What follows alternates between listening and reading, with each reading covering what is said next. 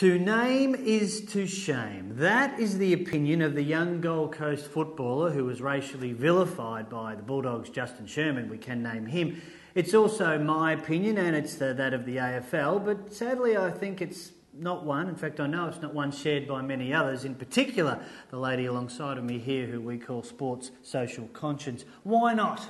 Well, because I, unlike you and the AFL, exist in the 21st century and know just how idiotic this policy is. In the age of Twitter, Facebook, we all knew straight away, and it didn't take long for it to go on a mainstream media's website, and then everybody was talking about it.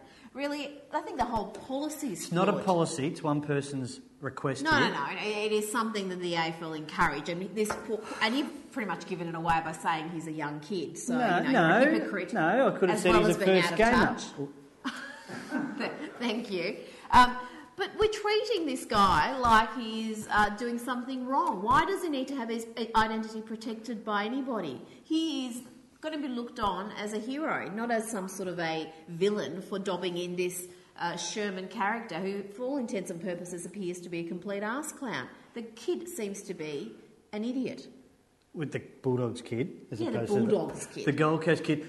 He has chosen. You've got to remember this. I hear what you're saying. I don't necessarily agree with you on a general basis, but not in particular on this basis, because he was the one who made the decision. He said, I don't want to be named, because it is, in his opinion, and it's a personal thing, it is vilifying him further by being embroiled in this. He wanted to, good on him for having the balls to stand up for himself and his race. Just because he's been victimised doesn't mean that he's the fountain of all knowledge on this issue. But it's about him, not you or me. It's not just about him. It's about public education. It's about community standards. This happened on a football field in a public arena, and he shouldn't have the option to keep his name suppressed. To a private person who has the option of whether he's a footballer. He's not a private person. He is, because he's on the football field. He hears what was said to him. He doesn't have to take it any further. He makes the choice.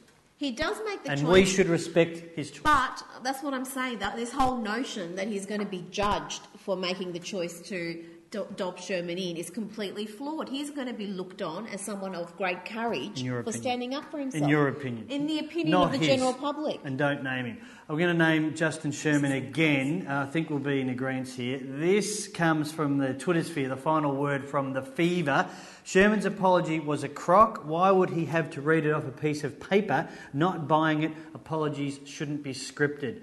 Justin Sherman, agree with that totally, my friend. It doesn't come from the heart if you've got your head down and you refuse to look at anybody, let alone the person who you actually should be directing it to through the press.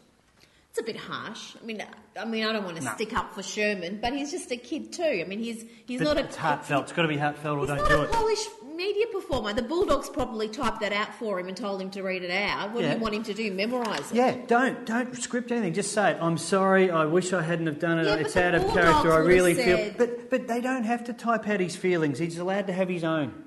How do you know he can string two words together? A minute ago, he was a private person. Now he's just got to do what he's told. I can't follow you. I really can't. We're going to go before Rita names the footballer who I refuse to.